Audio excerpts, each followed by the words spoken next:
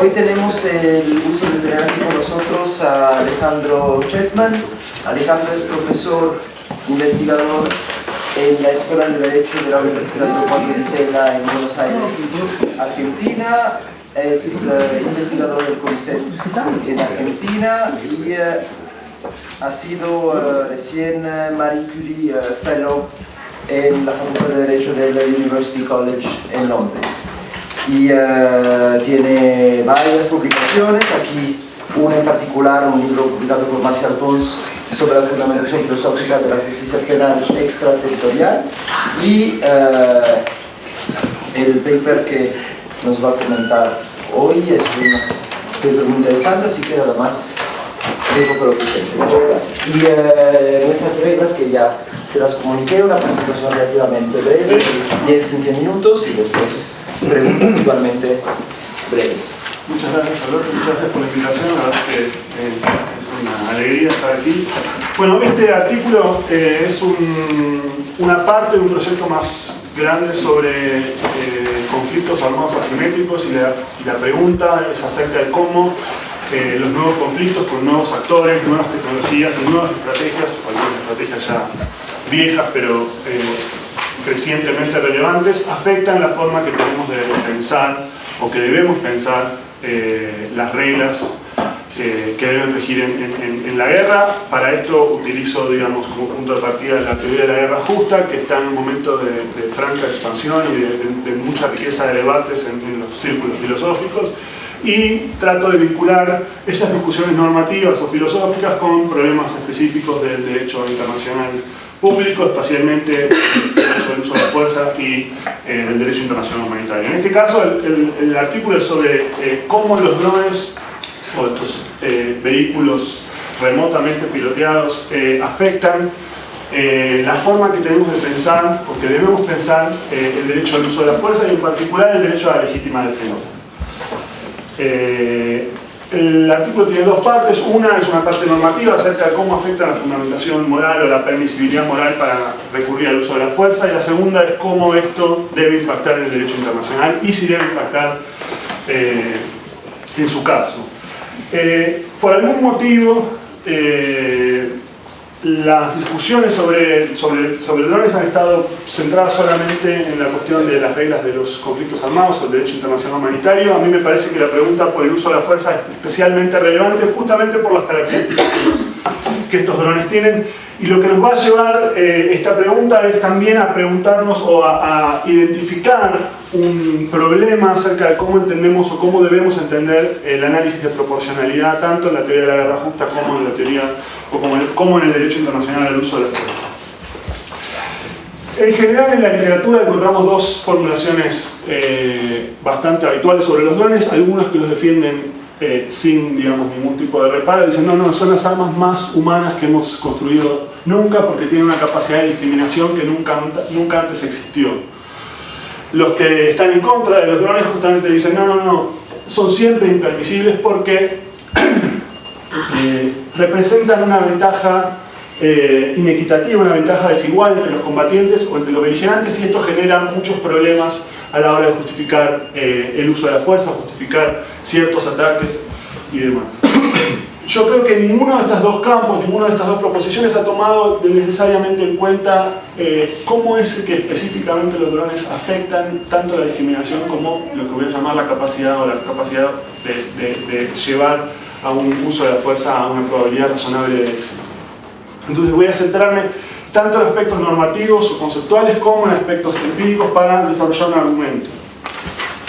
Pero antes voy a presentar brevemente algunas características salientes de los drones. Me parece que no es muy necesario. Los drones están normalmente situados, o los pilotos que manejan los drones están situados normalmente muy lejos de los campos de batalla, de los conflictos armados. Normalmente no están en riesgo. Los drones tienen la capacidad de recolectar información mientras vuelan, y además son utilizados como fuente de lanzamiento de armas bastante discriminatorias, bastante específicas, bastante precisas, y eso hace que sean especialmente útiles para combatir en los conflictos armados asimétricos contemporáneos, que normalmente tienen como característica saliente el combate en zonas densamente pobladas.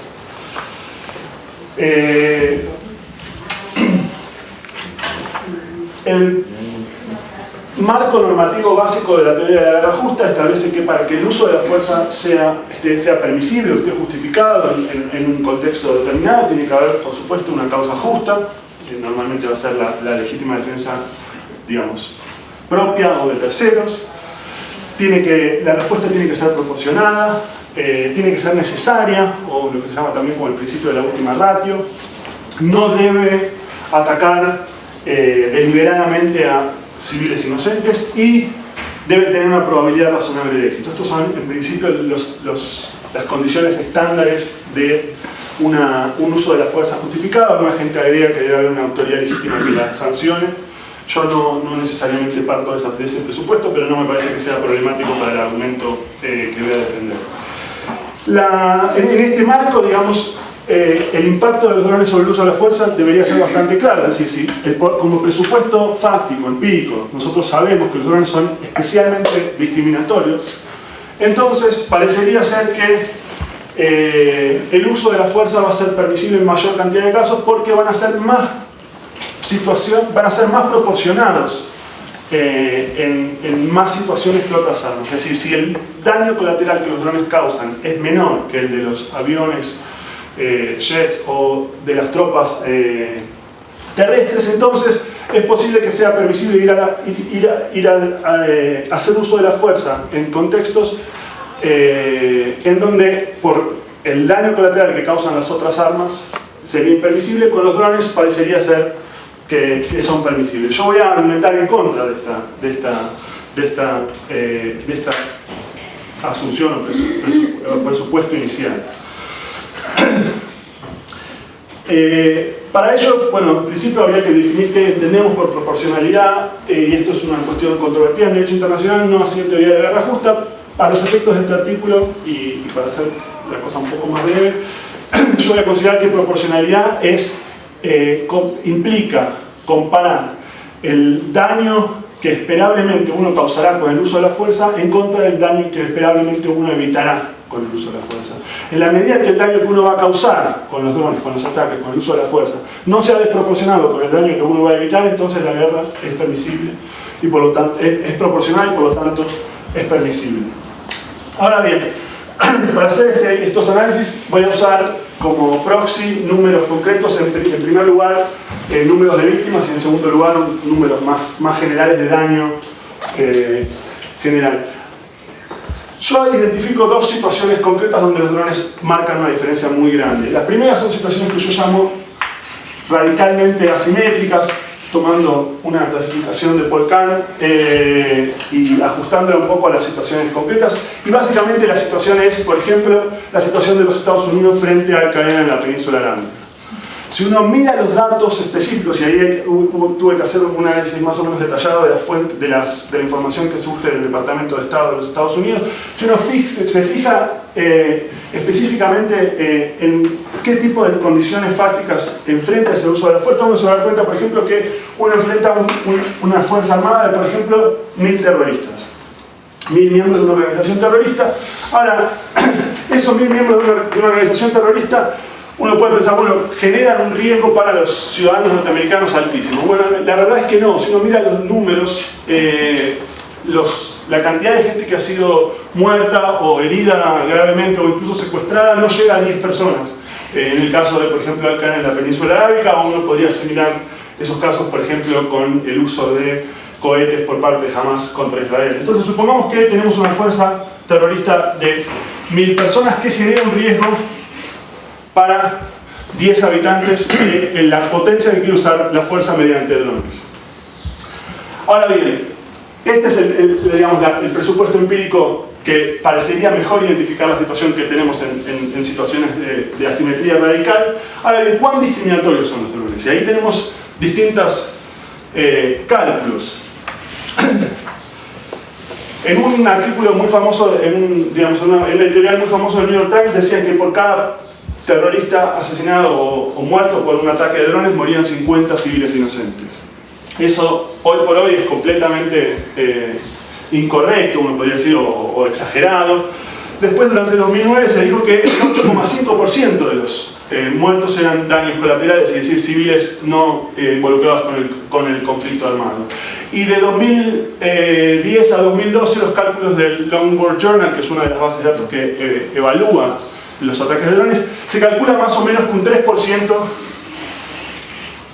de los muertos por drones son civiles inocentes.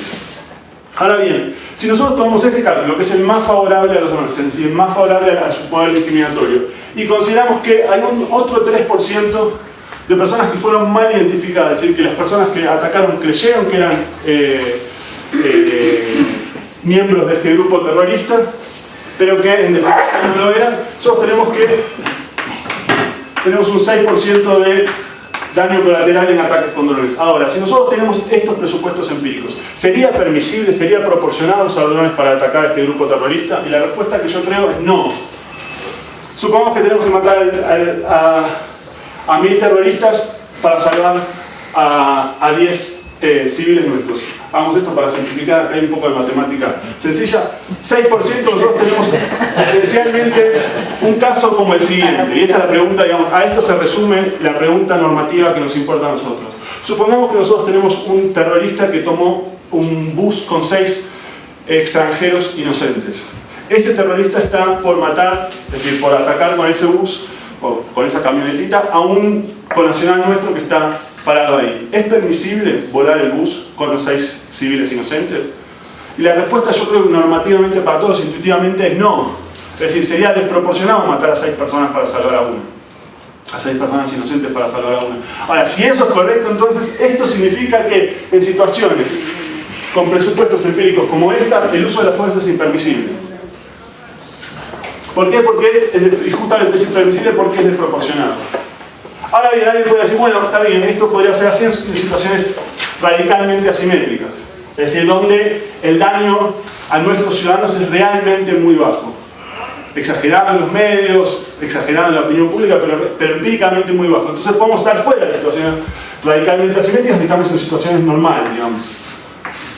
Entonces uno podría decir, bueno, en esas situaciones los drones no modifican la permisibilidad, pero en estas situaciones sí.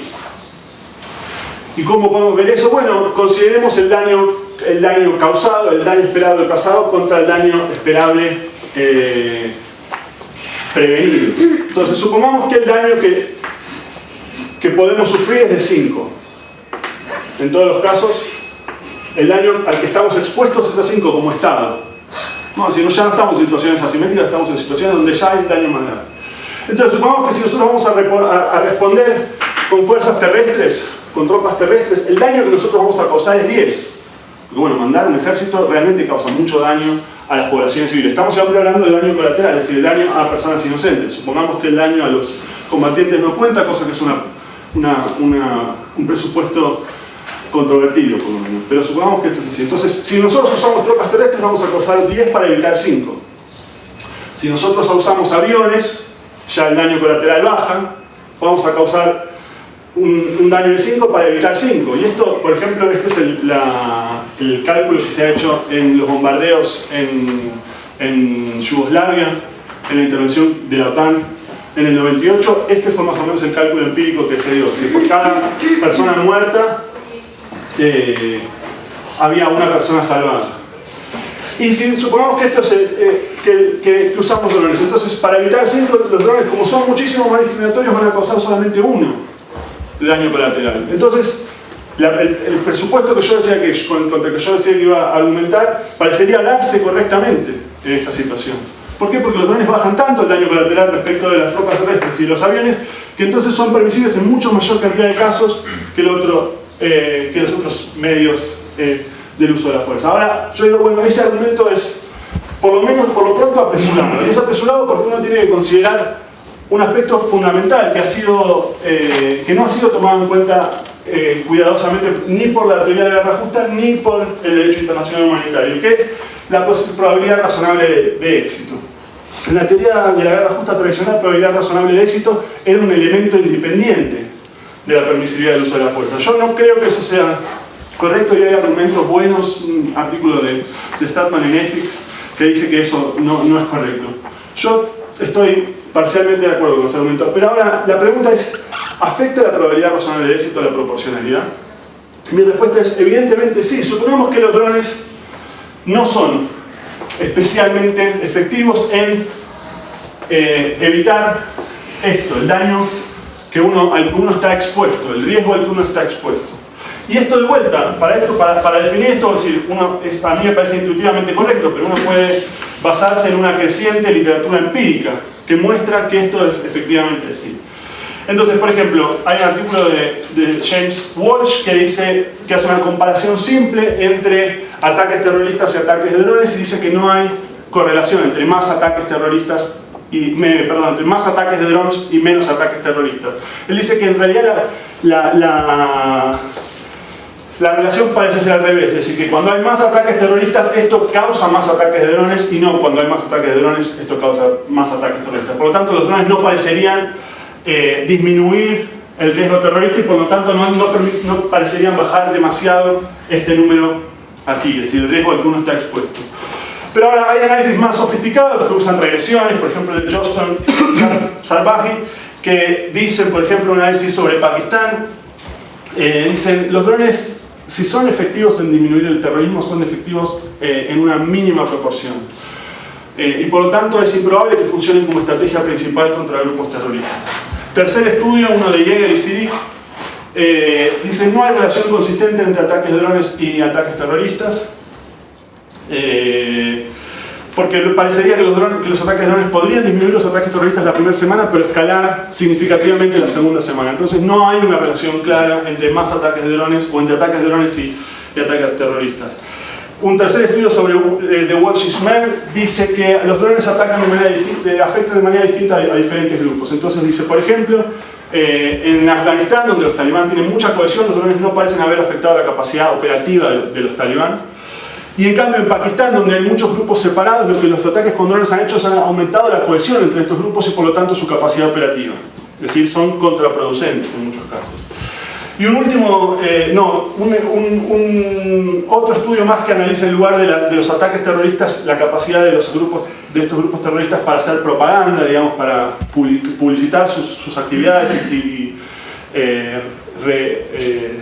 reclutar miembros. Dicen, no han afectado significativamente, mayor cantidad de ataques de drones no han afectado significativamente la capacidad de estos grupos para efectivamente hacer propaganda de sus hechos y reclutar gente. Y un último estudio sobre las Fuerzas Armadas israelíes muestra que en principio es mucho más eficaz para disminuir el terrorismo el encarcelamiento, la detención y el enjuiciamiento de miembros de estos grupos terroristas que su asesinato mediante drones. Entonces, nos está diciendo la investigación empírica que los drones son muy poco efectivos en disminuir el riesgo al que estamos expuestos. Entonces, supongamos que esto es verdad. Todo parece indicar que es verdad. Entonces, supongamos que en definitiva lo que nosotros tenemos es que los drones tienen una probabilidad de éxito bastante baja. La probabilidad de éxito bastante baja, supongamos que es del 4% en eliminar el grupo terrorista contra el que estamos actuando. Ahora, si esto es verdad, esto tiene que tener un impacto sobre la proporcionalidad, porque la proporcionalidad, dijimos, analiza el riesgo al que estamos sometidos, el riesgo que esperamos detener, frente al riesgo que esperamos, o al daño que esperamos producir. El daño que esperamos producir en los drones se mantiene igual, pero el riesgo que nosotros esperamos detener, la amenaza que nosotros esperamos detener, como las probabilidades de éxito son muy bajas, ya deja de ser 5. Empieza a ser 5 por las probabilidades de éxito de efectivamente detener ese ataque terrorista. Y si las probabilidades de éxito de detener ese ataque terrorista son muy bajas, es decir, más o menos de un 4%, entonces tenemos que los drones causarían un daño de 1 para evitar uno de 0.2. De vuelta, estaríamos matando a 5 personas inocentes, porque este daño de 1, recuerden que es a civiles no combatientes, estaríamos matando a 5 personas para salvar a una de las nuestras. Y de vuelta eso es desproporcionado. Incluso es parecido, esta desproporción es parecida a la de las tropas terrestres. Por lo tanto, las dos conclusiones centrales de este artículo son, por un lado, que los drones, a pesar de lo que parece a primera vista, no modifican sustancialmente los alcances del derecho a la legítima defensa, al uso de la fuerza en legítima defensa en derecho internacional. Y en segundo lugar, el análisis de proporcionalidad tal cual se hace normalmente es sustancialmente incompleto, no toma en consideración una conexión lógica que para mí es central entre el daño esperablemente prevenido y las probabilidades de éxito de efectivamente detener ese daño. Bien, muchas gracias.